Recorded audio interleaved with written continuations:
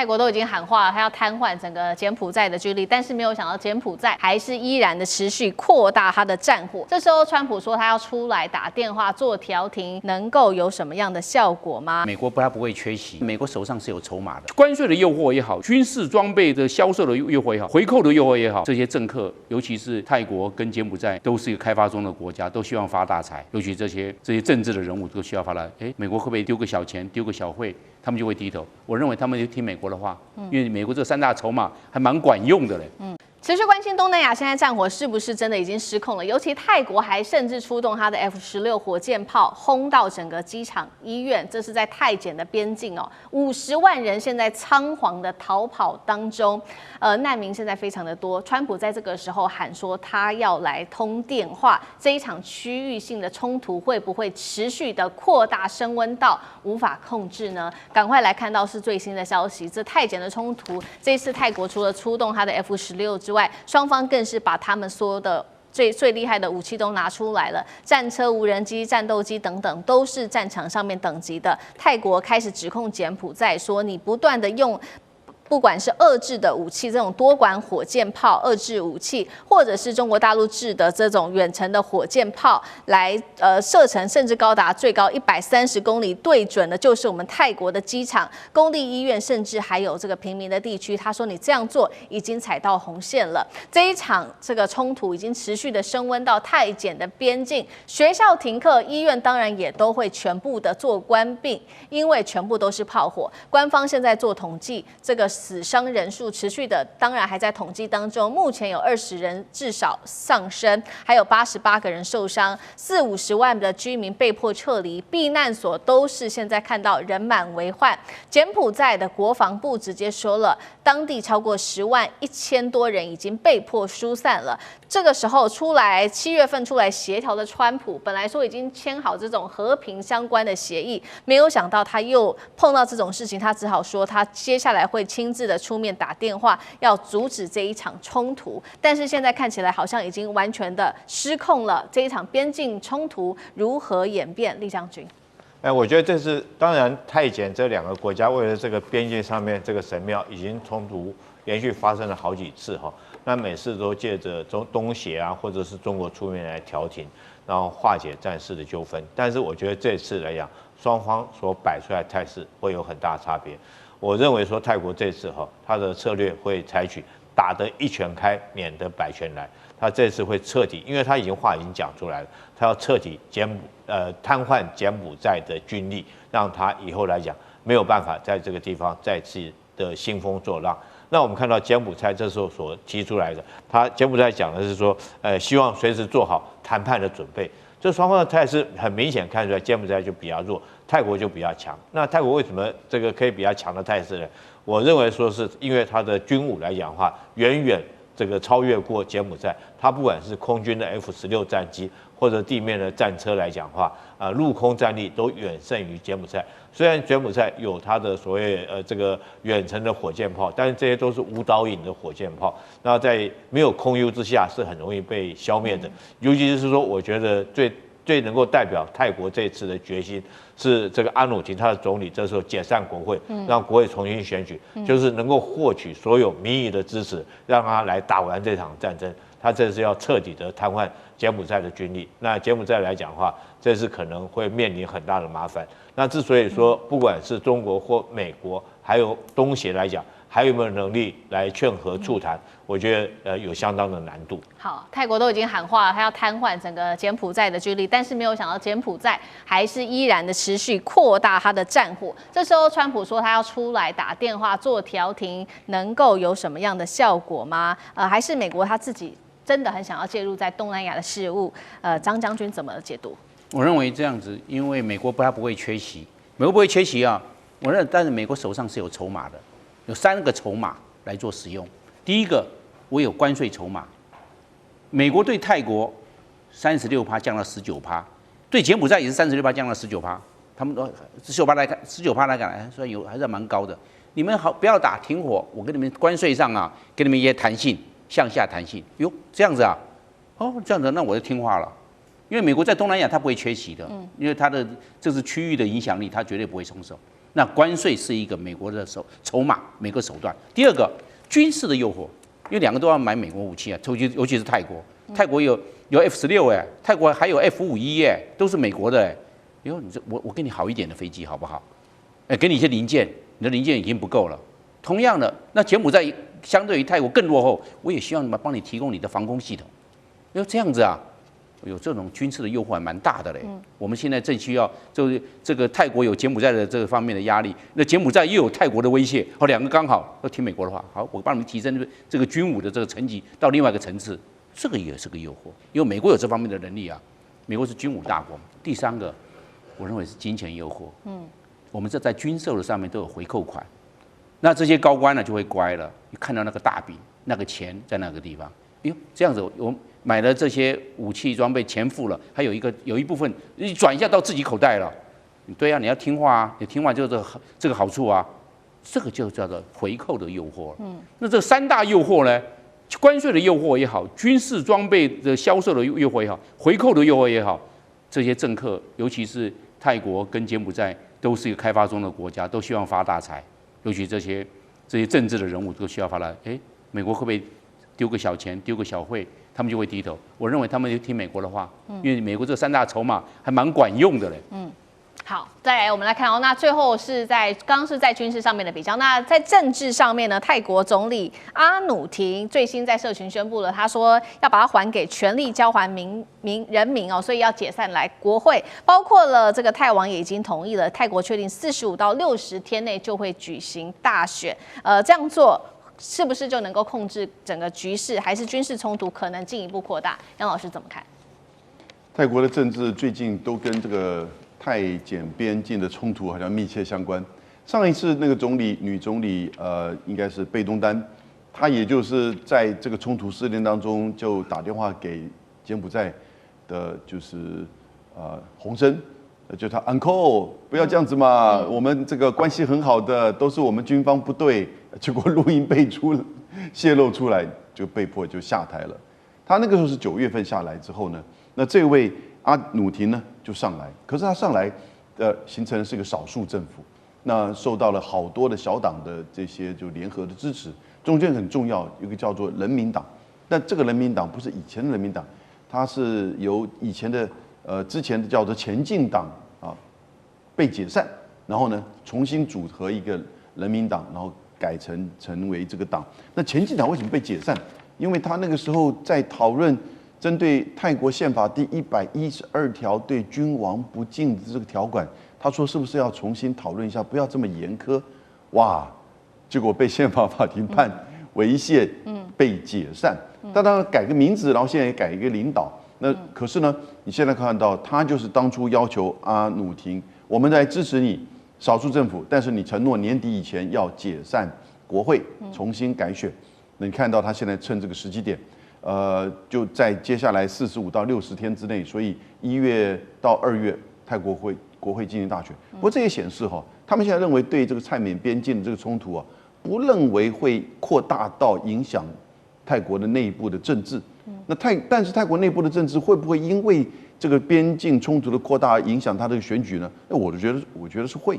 现在就是大家大概面对外界的这个冲突或者是国家安全受到威胁的时候，当然都会比较保守，那比较强调爱国。那这个时候呢，谁的声音喊得比较大？所以会是塔信家族的这一方的爱国党，还是说是由阿努廷跟人民党所组成的这些少数政府呢取得的这个多数呢？我们现在就不知道。对。但到底他这个党将来怎么去跟泰国的军方去做妥协？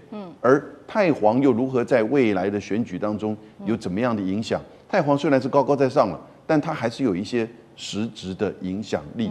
所以我觉得，其实现在泰缅边境的这个情势的发展对于接下来不确定1月还是2月的这个选举，还是会有它的这个冲击。接下来持续看到，没有想到平静了一阵子之后，泰检竟然爆发了10年来最大的战火失控爆发。我们今天会来关心，包括了 F-16都被出动了，怒炸柬国的军方。泰国也怒呛说要打到你建国没有能力反击为止，完全不给川普任何的面子。东亚现在被解读是不是成为的中美之间的火线代理战场呢？今天就这些议题，我们会一起的来做关心。就是在这一天哦，12月7号这一天，我们来看到泰检开战，爆发10年最大冲突。7号的凌晨是一路烧到了8号的凌晨。先来看到双方出动了什么样子的武器。首先呢，泰国的军方指控柬埔寨使用的是无人机投弹，并且呢以卡车载着 BN-21火箭，不断的向平民居住的地区来做发射。12月8号，我们来看到泰国空军则是立刻出动了他的 F-16战机来打击两国边境的这个柬埔寨的一个阵地，双方剑拔弩张，目前是知道已经造成了5死哦，他们这个伤亡人数还在持续的统计当中。那我们来看到双方的一些高层是怎么样回应的。首先是泰国总理，他说介于柬埔寨对于泰国采取的军事行动，泰国是不会进行任何的谈判的，这立场踩得非常的硬。再来看到洪森，则是说红线已经划定了，他们将会展开的是报复侵略，并且他说呢，已经跟红马略开始做讨论，共同指挥应对来做侵略。双方已经剑拔弩张要开战了。好不容易泰检10月底才签下的和平协议，现在12月过了2个月的时间而已。火炮、战机直接开打，战线可不可能全面失控？怎么回事？大使怎么看？这个当然就变成就是说双方的这个驻地的部队哈，有的时候作为啊，那比如说这个地方他没有布雷，他突然布了雷，就把对方炸死了几个，那对方他就报复了嘛。因为这块土地目前就是说，有一个双方的一个缓冲地带，可是双方都认为那个缓冲地带应该是我的。所以呢，就变成有的时候你去这个哈，你去巡逻，会发觉过去大家没有搞一些暗桩，那现在突然有了，然后他踩地雷被炸死了。对，其实这件事情，这个最近2005年开始的时候，就是这些事情发生的，然后一些零星的冲突以后越闹越大，对，然后呢，这个当然这种情况现在看起来也跟各国的国内的情势是有关的。哎，你知道这个当时的话，泰国的前首相塔克辛跟这个洪森两个交情非常好，所以这个事情发生的这个前线两兵的冲突，双方的驻军冲突以后，那你记不记得佩通坦打了一通电话去给洪森说，洪森北北，这一叫以后，洪森最后说我不想让我把这个整个推翻以后。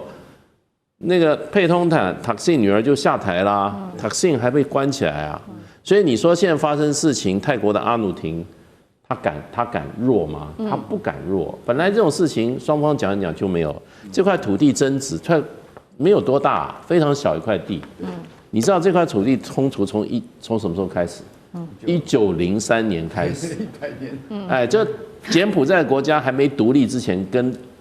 这个他的前面的这个殖民政府，法国就有了。1953年柬埔寨在成立啊，那么双方在当时其实关系还蛮好，用国际法庭来解决领土纠纷。只是说当时1962年国际法庭把它判给了这个谁？判给了柬埔寨，泰国不服的话就不承认，所以这件事情一直拖到现在，双方没打过大仗。双方都是零星冲突，你死个3个，他死个5个，所以就一直在这样。那现在呢，这个事情又破局了。其实我认为它还是会慢慢还会停下来的，因为它的利益不大，象征性的利益比较大。它不是那边有石油，那边有什么钻石，有什么矿，那边小块地，它就是一个庙，叫博威下庙，是一个古迹而已。对，就是如此而已啊，有什么好争的？死那么多人。没有用嘛？可是唯一感觉最没有面子的，应该就是川普先生。川普先生为这件事情，他还要去争取诺贝尔和平奖了。可见川普做事不牢靠。你搞的和平协议根本就是怎么样？就是临时为了要你得一个奖，就搞了这样。那事实上这个问题你没有解决嘛？你就是什么？就是头痛医头，脚痛医脚，急着怎么样宣告自己的这个调和的绩效。那这个问题还会继续下去，我觉得也不会闹大。好，100年的问题持续到现在，持续的引爆。那么在现在是正式的持续爆发。那包括在这背后牵扯到中美之间的角力，我们等一下也会持续的来看。但是现在的问题就是，柬埔寨明明就知道自己的军力明明就是不如泰国，为什么还是愿意继续的打下去？而且呢，为什么到底呢完全的要跟泰国做拼命呢？来看到在海陆空上面，到底双方悬殊有多大？首先在空军，泰国等于就是说压倒性的一个优势了，因为它的战机数量112架，还包含了来自于瑞典的施救跟这个 F-16。那么空军的人数4.6万人，柬埔寨竟然是没有任何的战机，双方战机比112比0啊。那陆军同样是重装碾压的，这是在泰国36万的兵力跟7.6万的兵力做相比，而且他们的战车数量我们可以看到都是达到2倍的，海军层级更是完全不一样。泰国的海军7万人，它还有航母。看到柬埔寨其实是没有任何的航母的，泰国还有作战的舰艇。在这样的情况之下，还包括了国防预算泰国明显的是高于柬埔寨。为什么柬埔寨拼了命还是要跟泰国打到底呢？这两个国家不能够放在同一个天平上面去衡量啦。那柬埔寨是历史上的弱国，这本来就是这样。但是柬埔寨的赤棉非常有名。从1975年的赤棉接掌政权之后，残杀了不止200万柬埔寨人，那是一个历史上的悲剧。那可是呢，柬埔寨从那一天开始到现在，它从来没有一天是现代化过。就算是你今天看到的西港，也就是西哈努克港，纪念他们的这个亲王而命名的这个港，也都是中资在帮他们建立的。所以金边政权长期以来超过60年的贪腐，所以他们的军力本来应该要放在国防上面的钱，都就是被人为就是人谋不臧给稀释掉了。所以你说不管现在是洪森或洪马内，他们今天当了长期的国家领导人，他们从来没有在民生议题上，更不要讲国防了啦，空军连1架飞机都没有，这样也可以，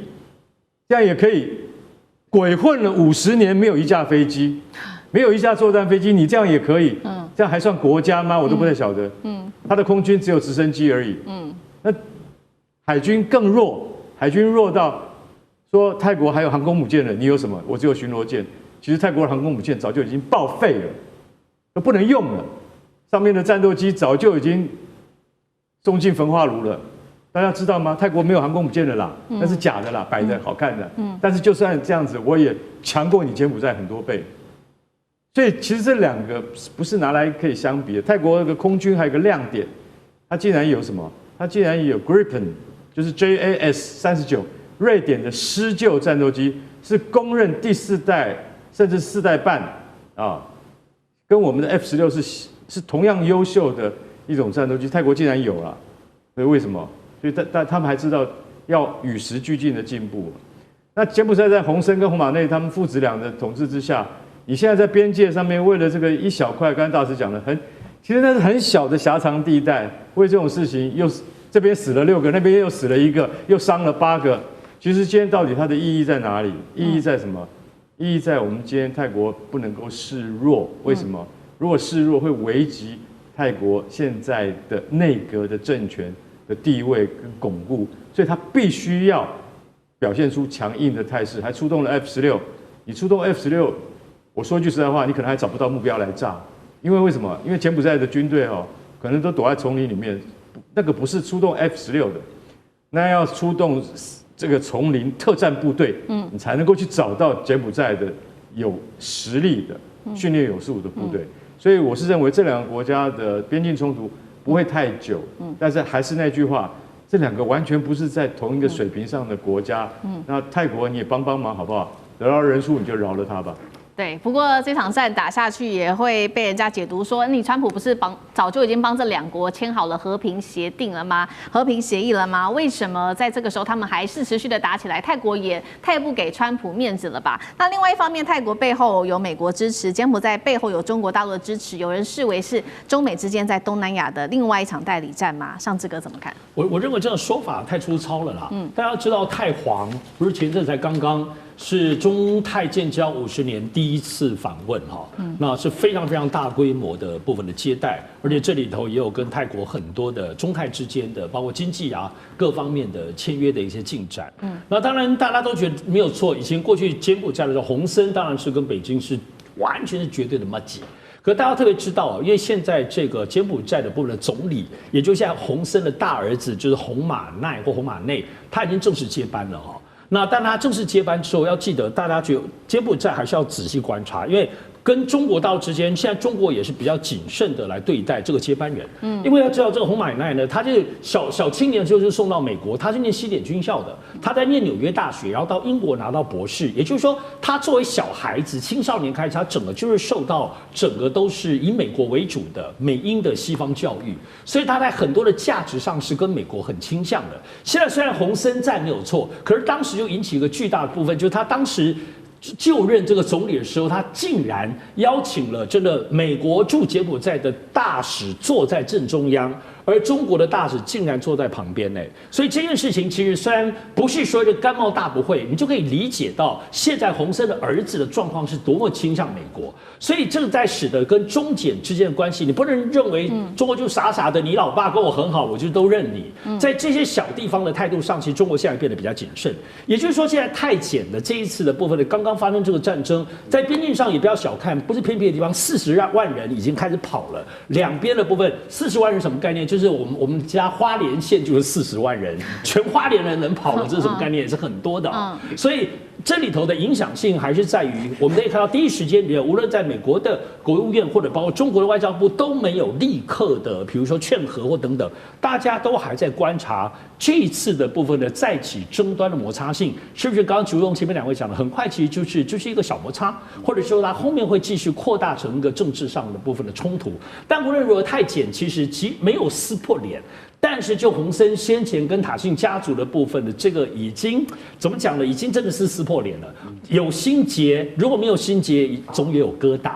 我觉得这个部分不只是现在在军力上大家论斤计价的在较量，我认为以洪森的个性来讲，我们赶快来关心东南亚这一场最新的战火发生在这个柬埔寨跟泰国。我们最先要来看到的是洪森父子燎火，在泰柬这边终于是擦枪走火开始开战了。中国大陆会撑腰吗？接下来的柬军又会做什么样子的反应？泰检会来全面开战吗？今天我们会一起的来做解读。这一场战事发生在24号，最新消息在泰检的边境争议的地区爆发的武装冲突。这一回我们看到泰国直接出动了他的 F-16战机来做空袭，包括了柬埔寨境内的2处的军事的目标。泰国方面特别提到了是打到了柬埔寨的第8、第9的军区总部都已经夷为平地了。柬埔寨方面当然同样是不甘示弱，柬埔寨朝着泰国的贫民区发射了2制的 BN-21火箭炮哦，双方就这样子攻击起来。柬埔寨的前总理洪森还直接呛瞎说：“我们早就已经准备好全面来开战了，那么战争了，还警告泰国不要太嚣张，你敢越界的话，保证会让你付出最严厉的、最惨痛的代价。”但是喊是这样子喊，我们要来看到泰柬之间在军力上面的比较到底有多大的一个悬殊。首先，我们来看到是来自于国际战略研究所做的2025军力平衡报告，这边特别提到了说，在泰国的部分拥有庞大资金充足的军队，另外还提到了泰国的空军是目前东南亚装备最精良而且训练最好的空军之一了。有关于空战的部分，等一下我们会请张将军来帮我们做更多的解析。我们现在来看到泰检在兵力上面的一个比较。首先在军队的人数上面，泰国的军队总兵力58万人，其实已经达到了柬埔寨的3倍了。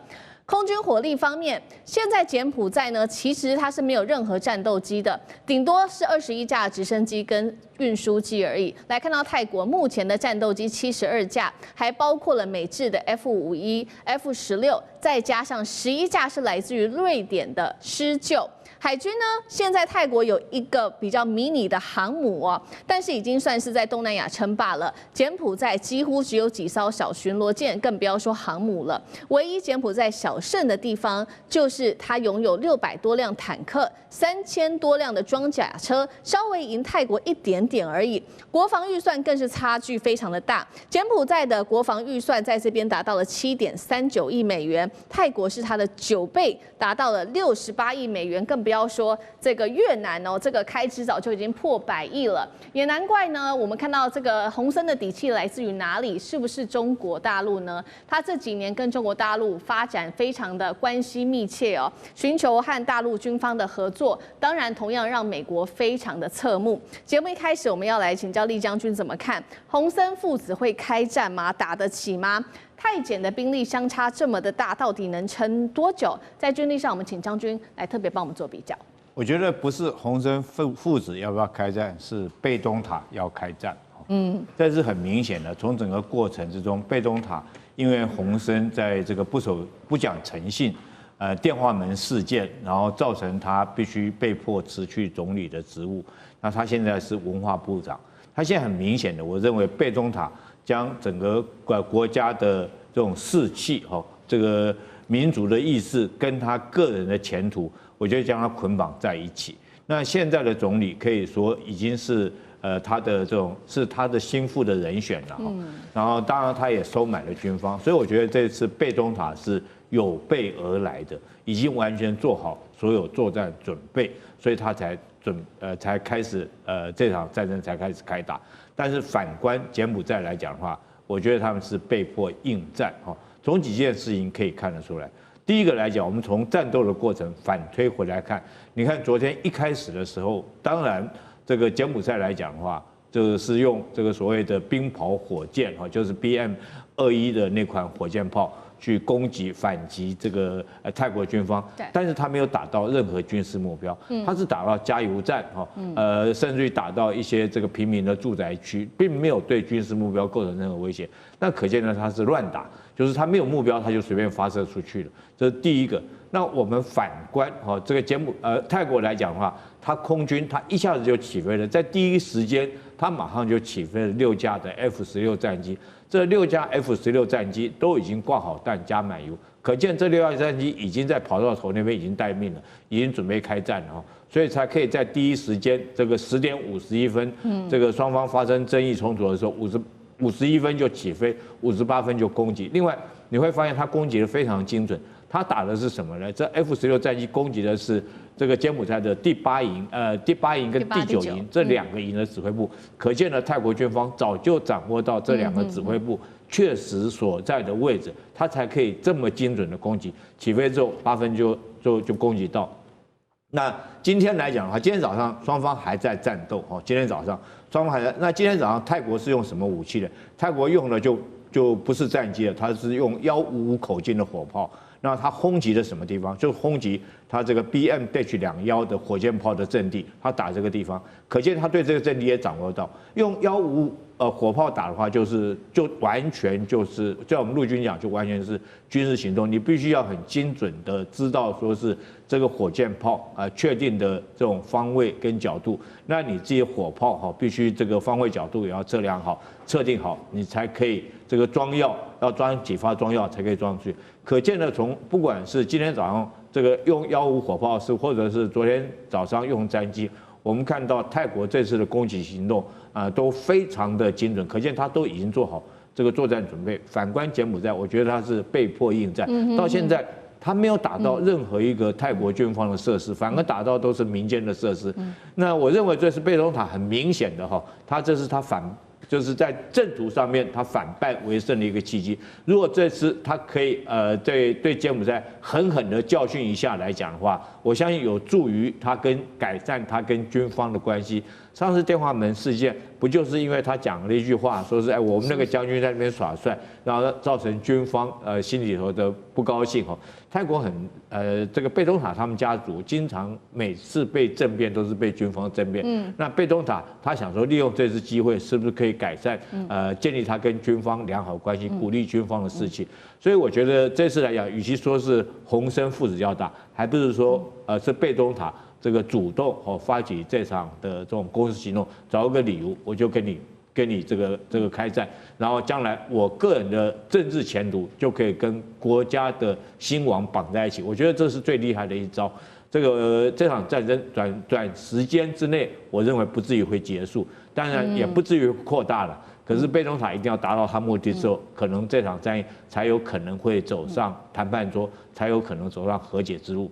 好，所以我们看到这一次的开战，泰国可以说是几乎是精准打击，不管是昨天这个开战一开始直接出动了美制的 F-16，或者是在今天的这个火炮等等我们看到泰国都做了一个非常万全的准备跟打击。那么接下来这个柬埔寨又会如何来应对？等于他是被迫打仗，那他接下来会怎么样应对？他会寻求中国大陆的帮忙吗？那大陆又会帮他们吗？那也请将军帮我们就空军战力的部分也做泰柬之间的一个比较。对，我们知道由这个政客来看呢，他往往需要借由外部的冲突来增加内部的这个凝聚力，来扩大矛盾跟邻边的这个矛盾力，然后他可以坐收政治上的渔翁之利。韩森。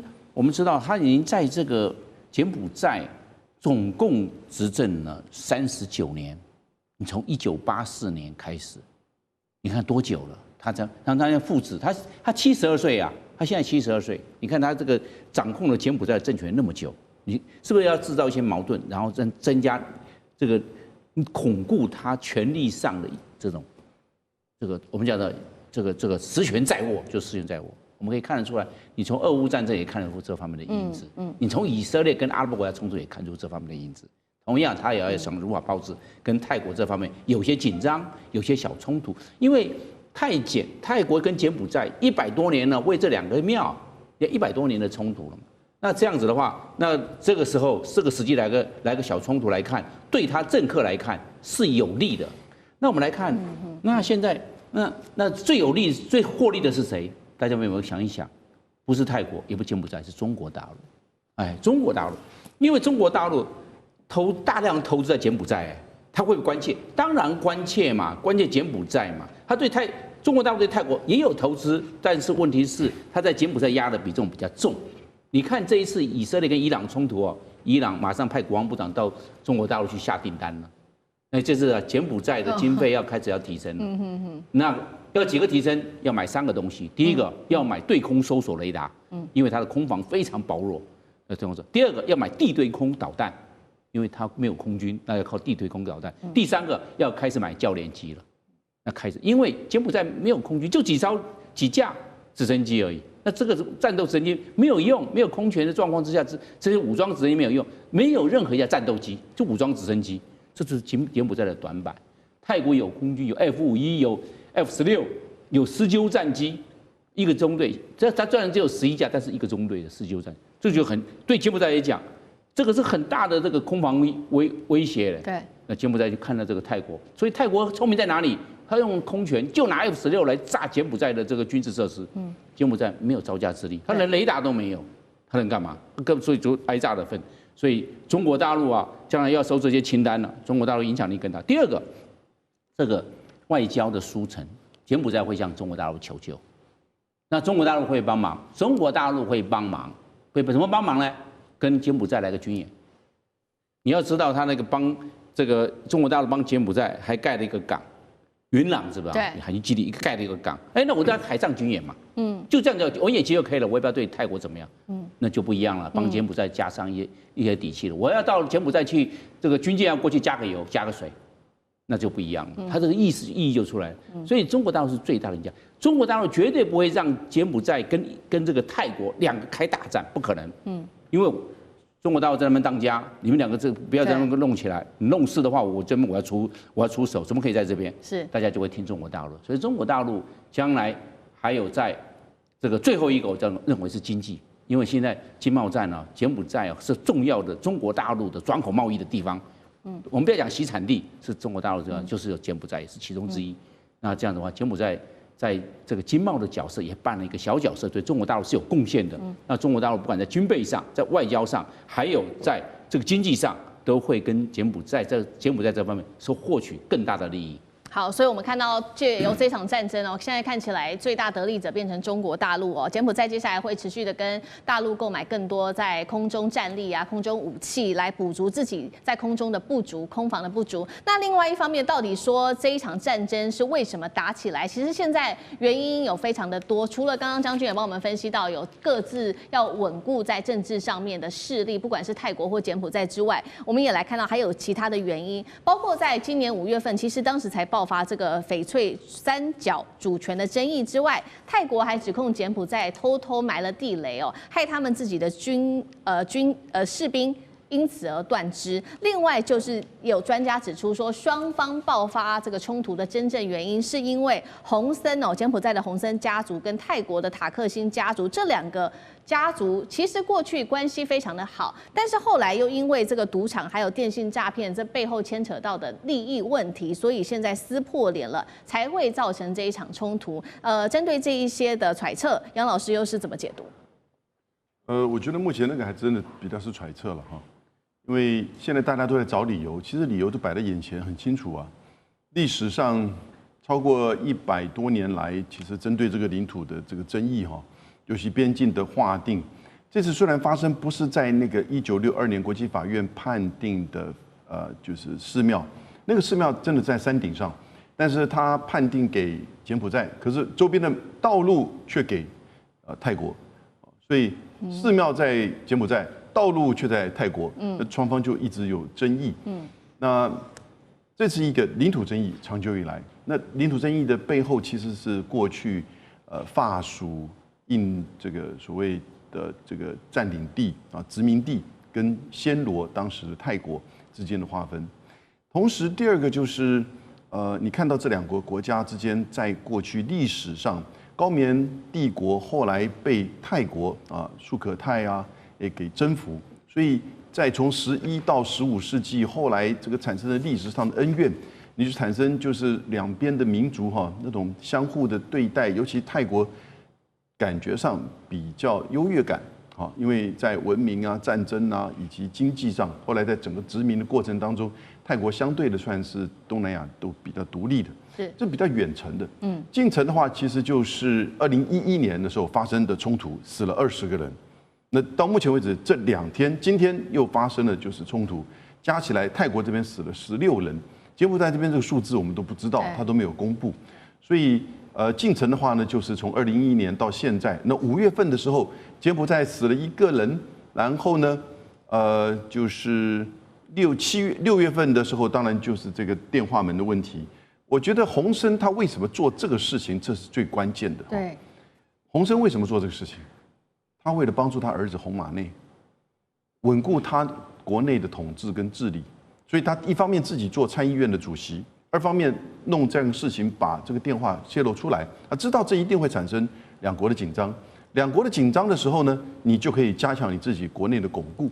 所以洪马内就已经宣布了，从明年开始，整个柬埔寨实施征兵制，全民的征兵制。所以这就是一种权力巩固，利用对外冲突事件巩固权力。倒过来，贝东塔这边也有同样的这个作为对，一样的需求。家族恩怨比较是在权力巩固，而不再是单纯只是一个赌场的利益。那个对他们而言，你要发动变成国家之间的冲突我觉得这个赌注就太大。但是呢，家族恩怨跟国内权力政治的巩固呢，我觉得是关键。我们要先来关心到是另外一起的战争，现在持续的延烧当中，就是我们今天来关心的是泰缅边境的这一场战争。本来以为说已经逐渐平静下来，因为大家有做和谈嘛，结果最近又开始引爆了另外一波的攻击我们看到是泰国方面出动了 F-16狂轰，再加上它的战象。一起出动。再来就是看到美国的尼米兹号，这时候也掉头往泰国的方向走。东南亚军备竞赛是不是要正式的引爆？今天我们会就泰检的军事武力跟战力的部分来做一次大解析跟比较。先来关心到的是这几天哦，泰国干脆不演了。我们看到包括从海上、陆上跟空中，它是出动了3军来全面的出击哦。战火现在烧到了哪里？就是数十年来他们都在争夺的这个地方，古庙叫做博威夏古庙，短短几天酿成了32人死亡哦，近100人受伤。整个东南亚国家甚至世界都在观望泰检边境的这一场战火。这一次我们从海陆空来做解析，先来看到空中，泰国出动了它的 F-16和施救战机之外，强夺了一个山区，距离刚刚提到的古庙只有3公里，并且还是今天要来特别关注的这款武器是泰国首次从南韩拿到的，首次用在实战上面的 KGGB 精准滑翔炸弹。画面上您看到的这一个就是这个 KGGB 的武器，它把传统的炸弹1秒升级成了一个 GPS 拥有这样子能力的一个杀器，射程103公里。重点来了，它的成本很低，但是精度很高。这一次被泰国做使用，也引发了许多国家特别关注到这一款武器。再来，我们看到路上，泰国手上握有的现代战车超过60辆是来自于大陆的 VT4 现代战车，还有数百辆美制的 M6，还有乌克兰的 T84 火力全开，并且这一次画面上我们持续看到，这是一个大象哦，那大象上面呢，它还穿上了军装，并且给它配备了步枪哦，象征意义十足。反观柬埔寨，我们看到它只出动了200辆。是它老旧的中国跟苏联制的战车，现在我们可以看到，在陆战上面、空战上面，几乎差距是非常非常大的。海上，泰国则是出动了它的8艘军舰来步步进逼。柬埔寨呢，我们也来看一下它的战力，它是发射了非常多枚的火箭炮，这当中包括有来自 RM70 火箭炮、中国96式榴弹、T55坦克跟它的装甲车等等，甚至呢还有一张照片是女飞官准备起飞的影片，被泰国的网友嘲笑说：“你们连战机都没有，演什么演啊？为什么让一个女生在上面来做试飞？”那这个是来自于泰国的智库，针对了目前2国的军力排名做了一个比较，泰国现在位居14名，柬埔寨则是在23名，差距非常的大。我们今天先来关心到的是2款比较新的 KGGB 滑翔炸弹，那还有象征性意义的这个叫做战象，来压境东南亚的军备竞赛，还有泰国的实力，请孝伟哥来带我们看。好，其实我们看到这次这个所谓的 KGGB 这样的滑翔炸弹，它其实是现在很流行的一个所谓的炸弹的这样一个改装套件。其实像大家还记得吧？前一阵子那时候炸的乌克兰部队那个乱七八糟的，其实那个俄罗斯也同样引进了这一类的这种所谓的炸弹改装套件。它其实为什么？因为我们传统的这种炸弹铁壳炸弹，如果或是传统的这种 J 弹炸弹，就是GPS 定位炸弹，你战机飞过去之后，大概就要离那个目标区，对不对？大概差不多不到10公里的地方丢下去，它会以一个抛物线的方式掉下去，然后那 GPS 你这种有导引的，它可以做一个修正，然后在修正的过程中精准的击中目标。但是如果说今天你到这个10公里之内丢炸弹，你那时候没有掌握完整空优或是绝对空优的时候，敌人绝对会这个好好的款待你啊，对不对？绝对不会铺个红地毯说欢迎来炸。好，所以这个时候呢，最好的办法就是在这个炸弹上面装了小翅膀的一个延程小套件。为什么呢？因为你炸弹载在飞机上，飞机会给它一个速度，对不对？只要它离了架之后，离了飞机的这个挂架，然后下去，这2个小翅膀弹开，那这个时候炸弹本身就可以从这2个小翅膀获得升力哦。也就是说，这个炸弹不仅仅只是一个小石头被丢出去，而是一个绑了一对小翅膀的这个小石头，而且这个小石头可以滑翔很远。像比如说以这个 KGGB 这个套件来讲，韩国做这个套件就号称你这个那个炸弹挂在那个绑在底下，可以让它多滑至少47甚至到100公里左右。这就很远，47到100公里什么概念？其实那根本已经是一个中距离的防空飞弹的这样一个防卫范围。也就是说，我今天我飞机距离100公里远，然后我可能高度在4万尺，我已经看到目标，然后就把这个炸弹丢下去之后，它慢慢飞，慢慢飘到你头上，然后掉下去炸到你。这时候你可能对它的飞机一点办法都没有。这个就是这一类滑翔炸弹它之所以设计出来，然后所使用的一个原因。其实这个东西还不是这次卖给这个滑翔炸弹套件给泰国的韩国人想出来的。我们刚刚前面讲，俄罗斯人也玩过。最早其实是美国人想出来的。美国人想出来之外，其实我跟你说，我2004年在珠海航空展就看到中国大陆就有一大堆这种那个类似的这样的产品。也就是说，今天如果真的打起仗来的话，中国大陆的战机也同样会配备这种滑翔炸弹。为什么？它就是要让你的飞机能够在你的防卫区防区之外，就丢这个炸弹滑翔进来，然后滑着就打到你的这个重要目标头上。所以其实像这个东西，它那个代表就是说那个泰国它整个空军的建军概念其实是完全所谓的现代化。因为其实在整个东南亚来讲，那个泰国军队的这个建军，它其实它在整个过去到现在的冷战这样的历史，它其实是一个非常奇妙的一个位置。二战的时候，泰国是轴心国哟。也就是它是跟日本跟德国是站在一线的，但是为什么打了败仗，它也没有像其他的这些轴心国一样，那个可能国王又被那个抓去虚位化干嘛一大堆的，就是因为它在东南亚地区一个独立的状况。你看它的这个位置刚好在整个东南亚是居中的位置，也就是说谁能够跟泰国交好，谁就能够控制东南亚。所以你在那个二战之后冷战期间，美国其实花了非常大的力气跟这个泰国做好关系。同样的，中国大陆也是跟泰国做非常好的关系。那再加上他这次你可以看到那个柬埔寨他过去那个在共产革命以后，对不对？其实相当程度的，由于他那个波布政权那个一个统部统治，他其实是惹恼了整个东南亚，甚至于连中国大陆都对他非常不爽。所以你看他现有的这个武器装备来说，跟泰国差距这么大，原因就在这里。所以这次仗打下去柬埔寨我认为他很难讨到便宜。好，所以我们特别关心到泰国现在有这种现代化的空军，再加上它的优势刚刚孝瑋哥帮我们特别提到它在战略地理位置的优势，当然了，现在美国也因此介入在这当中了，包括了我们也要关注在军事上面，它出动了它的尼米兹号来介入，那这场冲突接下来会怎么样子的演进？还有泰国的战力，也请华刚哥来帮我们做分析。OK， 好。那泰国像刚刚孝瑋讲的，它是接受了西方的整个一个样的这个传承，就是说他的建军思想都是跟着美国来走的，所以说他从很久以前根本就是在越战时代，泰国就接收了当时被认为是世界一流的坦克，像 M60，也就是现在我们的主力。泰国人比我们中华民国早，很多人不了解，还早。泰王是空军飞行员，对，他开 F51的，没错。泰王是开 F51的，所以像这样就是说，其实泰国他西化的很早。那老实讲一句，他接受西方的观念也很早，所以他对于整个战略跟战术，其实老实讲还是走在时代前端，只是说他没有受到什么外侮。那这次跟柬埔寨发生了这样的战争，等于是说出乎他们的意料之外。那我们来看你说他的空军。